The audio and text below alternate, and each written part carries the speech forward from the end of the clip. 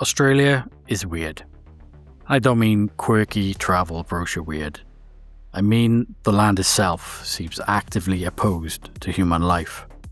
Spiders the size of dinner plates, snakes that turn your blood to jelly, crocodiles, sharks, actual crocodile hunters, drop bears.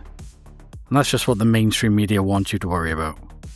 Tonight we're stepping away from the obvious hazards and into the less discussed side of Australia's natural history. Or maybe unnatural history is the better word. Before Cook showed up in 1770 and decided this place looked like a long-term project, the First Nations people of Australia lived with the land, not on top of it. That relationship was built on observation, respect, and rules, including rules about the things you don't follow into the bush, the places you don't linger, and the presences you don't acknowledge. Those accounts are often dismissed as stories, warnings for children, ways to keep people from wandering off alone. But what's interesting is that as Australia became more urban, more lit up, more modern, some of those warnings never really stopped being relevant. On this channel, we spend a lot of time digging up forgotten internet threads, old posts, lost archives, stories that slip through the cracks of the algorithm. But every now and then, a new account shows up that doesn't feel recycled, doesn't feel performative, tells something raw, tells of something that really happened. Tonight we'll start with a story from Reddit, which echoes back to the older 4chan threads. We'll also look at two classics from 4chan, which all point towards something in Australia that's a lot more unsettling than a kangaroo that can put a dog in a headlock. User, for those who know. This happened about 6 years ago. Late at night, me and a mate walked from his house toward one of the local train yards. Nothing unusual about it, just a quiet midnight run, looking to do some graffiti. Streets were dead, the air was still. The kind of night where it feels like everything had already gone to sleep. We didn't even make it properly into the yard. Security was heavier than expected, so we settled for tagging a spot nearby and decided to head home. By then it was somewhere between midnight and 1 in the morning. The walk back was uneventful at first. Same empty streets, same silence, until we reached the wetlands. There's a path there that runs along a creek for about 2 kilometers. Thick foliage on both sides, small trees bending inwards, arching over the path so it feels like a tunnel. Even though there's a road not far away on one side, once you're on that trail, it feels completely disconnected, like the outside world just stops existing. We were halfway down the path, walking side by side, chatting in good spirits. That's when I noticed something ahead of us, about 20 meters away, standing in the middle of the trail. At first it was just a shape, dimly lit. My brain tried to make sense of it. A person, a sign, a tree, anything normal. I remember thinking, what is that? About 3 seconds later, without either of us saying a word, we both stopped dead. Not slowed down, not hesitated, just stopped. That instinctive, animal part of your brain had already decided something was wrong. We stood there staring. After what felt like forever, I quietly asked him if he could see it too. Yeah, he said. Short, immediate, like he didn't want the word hanging in the air. The silence came back, heavy, pressing. We didn't move. It didn't move closer.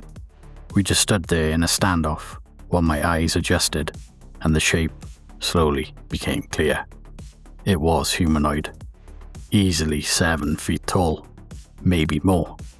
It was hunched down in a kind of pouncing position, which made it hard to judge its full height. Its limbs were long, unnaturally long. Its skin looked pale from what I could tell. I couldn't make out any facial features at all. No eyes, no mouth, nothing distinct, though that could have been just the lighting. It swayed from side to side, not aggressively, curiously.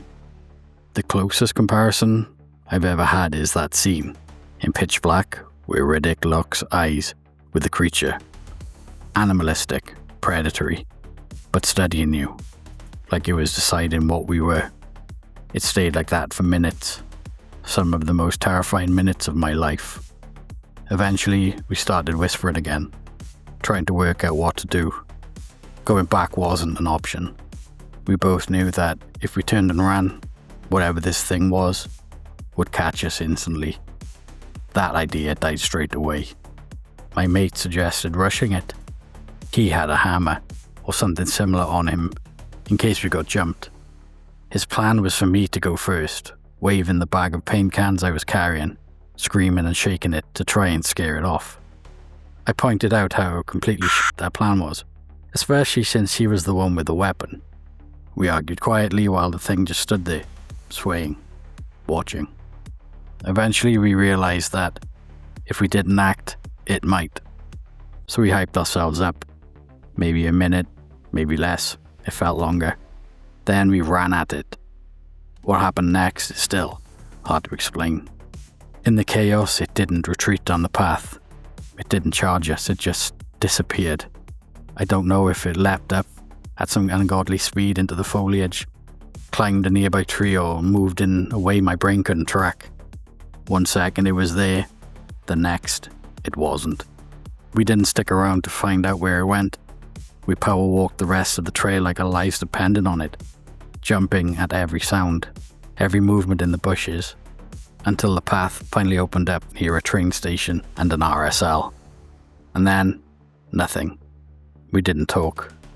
Not when we hit the streetlights, not when our breathing slowed down, not for a long time. The silence wasn't awkward, it was heavy, like neither of us wanted to be the first person to put words on what we'd just seen. It wasn't until we were crossing a bridge closer to his house that I finally broke it. I tried to downplay it, tried to make it sound smaller than it felt. I said something like, "That thing kinda looked like a rake." He shut me down instantly. "Shut up." Half joking, half deadly serious. The kind of response that tells you the other person is thinking the exact same thing and doesn't want to acknowledge it. When we got back to his place, his dad was still up. He asked us how the night went and we skipped the usual small talk entirely. Told him exactly what we saw. The shape, the movement, the silence. He was genuinely interested, especially when I mentioned the Rake comparison. Both of us used to fall asleep listening to creepypastas and horror stories. And at the time, that was the closest mental reference I had. We had a beer to calm down. Then, somehow, we slept. Years passed. I didn't really revisit the encounter properly until recently, when someone mentioned crawlers in the comments. I never looked into them before, never made the connection, but the more I read, the worse it got. The height, the pale skin, the long limbs, the hunched posture, the way it didn't attack but observed.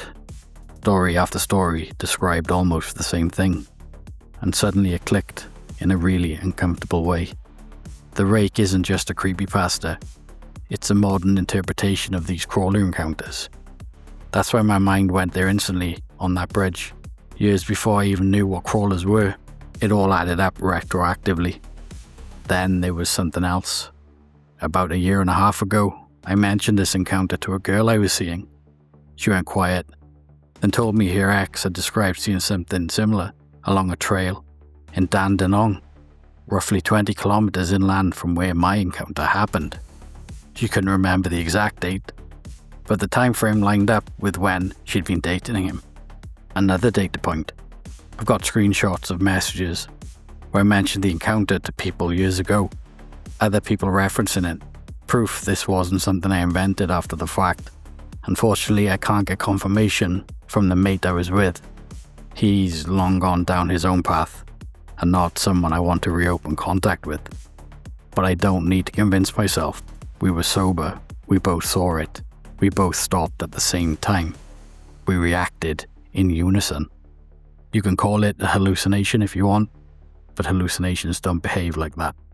Whatever it was, it didn't feel like it belonged to this world. At least not as we understand it.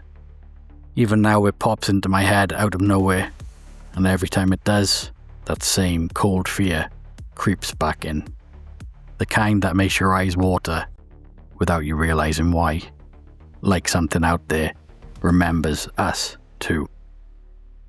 Next is a story from 4chan's X-Board in 2016. Australian Anon describes the entities him and his neighbours had to deal with from back in 2005. Moved into a house in the Outback in South Australia in 2005. Pretty much every single person living in our street had only lived there for under 5 years, apart from an elderly couple that lived at the end of the street. This elderly couple had lived in the street for 40 years and had raised their children in the street. They said strange things happened in the street, and a lot of people can't handle it and leave. They never really went into what scared people, just saying the whole street was haunted or something like that. But they did say it only started happening in the early 90s.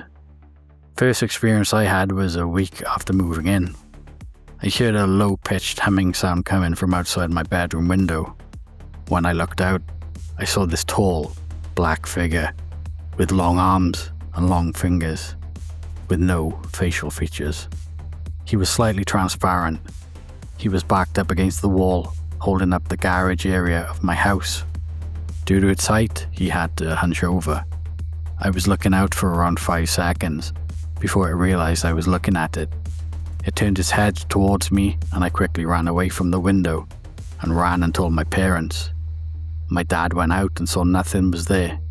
I sketched what I saw, pic related. I started hanging out with the neighborhood kids. We were all teenagers, and they told me their stories, and all described the same figures I had seen. One of the kids was Aboriginal, and he would go visit his grandfather a lot. He called the entities Maiyalmula, which translated roughly to stranger man.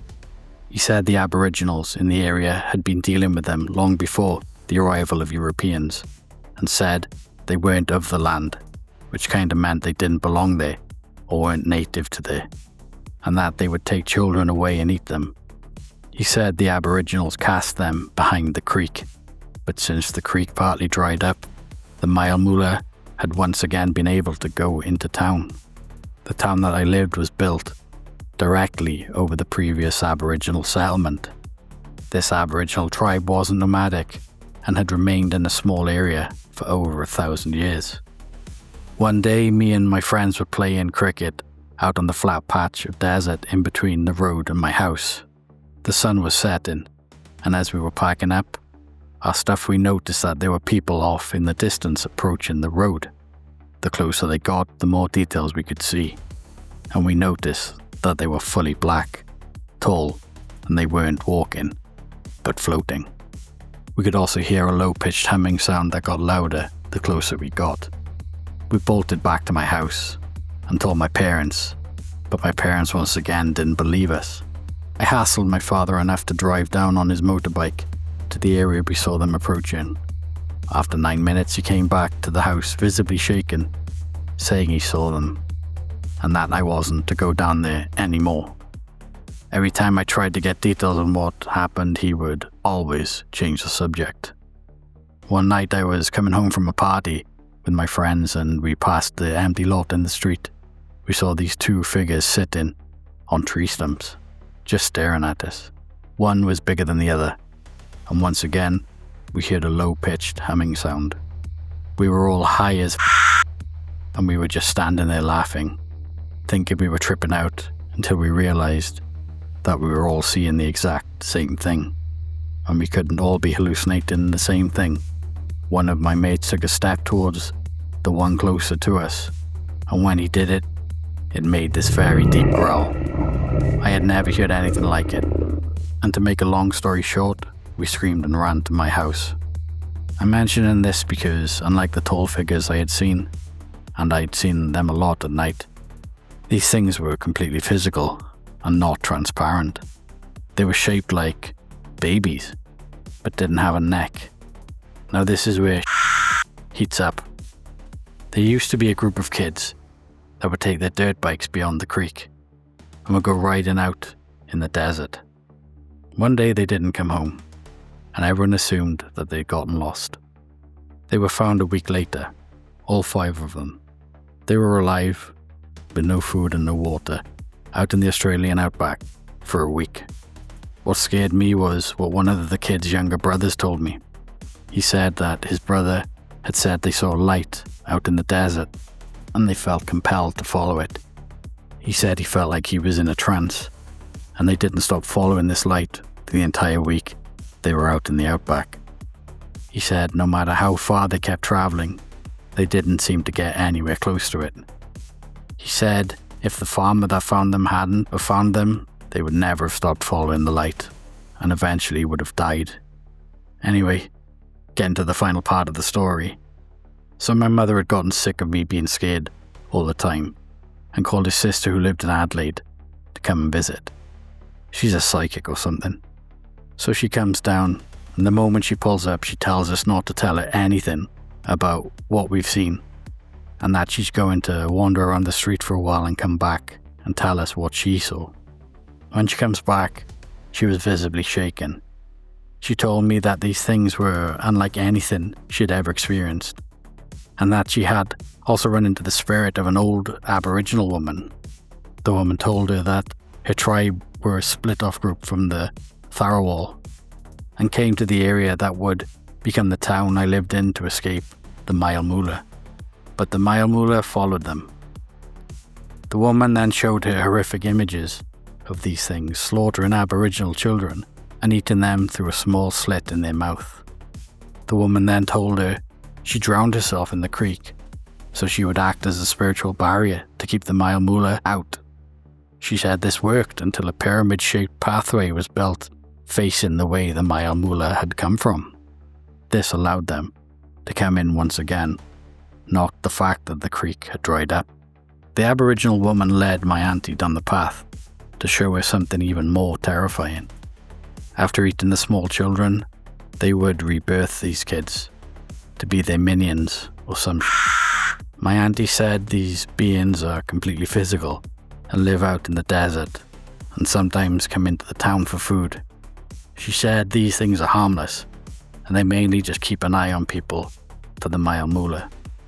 My auntie became confused and said if they were killing children just to make them into spies, then what was their motive in the first place? It was explained to her that the Mile-Muller just seemed intent on inflicting pain and suffering on people. She said they women and men alike, make women miscarriage, cause accidents, and kill the weak. Despite this, they seem to have a personal vendetta against the Aboriginal woman's tribe and seem intent on wiping them out. This is why they remain focused on the town. My auntie came to the conclusion that the Mile-Muller aren't human spirits, and aren't spirits at all. She believed that they were a physical, reproducing race of beings, and are more likely aliens.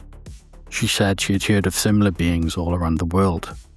After hearing all of this, we put the house up on the market and began preparations to leave.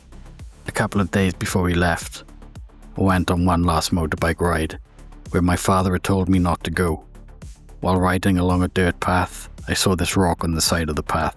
It was weird because it looked like it was smoothed down a bit and had some markings on it. I didn't know if it was related to all what had been happening. I personally think it's someone playing a joke because none of the engravings on it are Aboriginal, and the engravings on it are all over the place. Anyways, I took it with me when we moved. Pick related. So yeah, this is my experience with the paranormal. Thought I'd share it with you all, and it would be great if someone else had experiences like this they could share. So that's where we're going to leave it, but not because I've run out of stories.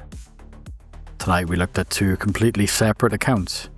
Different decades, different locations, different people. But the same details kept surfacing. Tall figures, low humming, children being taken, something else coming back. You can dismiss one story. You can maybe dismiss two. But when the patterns start repeating across years, across regions, across completely unrelated threads, that's when it stops feeling like a coincidence. Because this is only the surface layer. In the next video, we're going deeper. we're looking at the full saga posted by a 4chan user known only as Blue. And their story isn't just a quick encounter in the bush, it's a lifetime. An aunt who knew far more than she should have. Entities that hunted other entities. Bone pointing. Poisoned water supplies. And something called the Tall Ones. If part 1 was about fleeting encounters, part 2 is about living with it. Australia is weird, but it might be weirder than we think. Until next time, friends. If the bush goes quiet, don't wait to find out why.